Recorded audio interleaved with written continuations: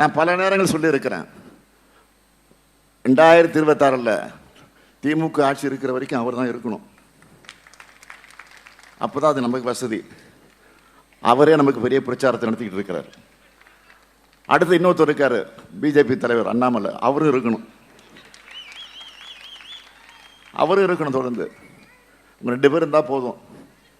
நாம பிரச்சாரம் செய்ய வேண்டியது, அவங்களே பிரச்சாரம் செய்து நம்ம ஆட்சியை மீண்டும் மீண்டும் கொண்டு வந்து தமிழ்நாட்டில் உட்கார வச்சிருவாங்க.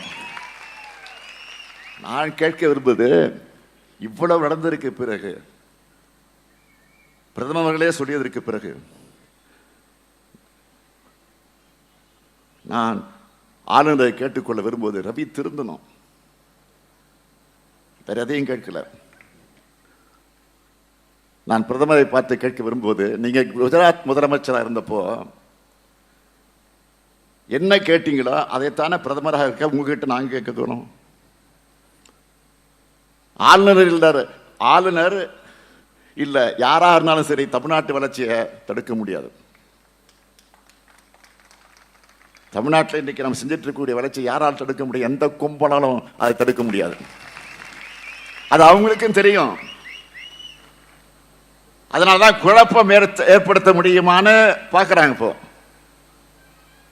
தமிழ்நாட்டில் ஏதாவது புது பிரச்சனையை கிளப்பி கலவரம் செய்யலாமா, வன்முறைக்கு வழி அமைக்கலாமா என்று செயல்படுறாங்க. பல்வேறு மதங்கள், சாதிகள், பழக்க வழக்கங்களை கொண்ட மக்களாக இருந்தாலும் தமிழர்கள் என்ற உணர்வோடு மக்கள் ஒற்றுமையா வாழ்ந்து வராங்க. அவரவர் கடவுள், அவரவர் நம்பிக்கை, அவரவர் விருப்பம்னு அமைதியா வாழ்ந்து வராங்க. இங்க எல்லா சமய விழாக்களும் தினமும் நடந்துட்டு தான் இருக்கு. லட்சக்கணக்கான மக்கள் கூடுறாங்க, அமைதியா வீட்டுக்கு திரும்பி போறாங்க. ஆன்மீக வேற, அரசியல் வேறன்னு பகுத்தறிந்து பார்க்கிற மக்கள் வாழுகிற மாநிலம் நம்முடைய தமிழ்நாடு.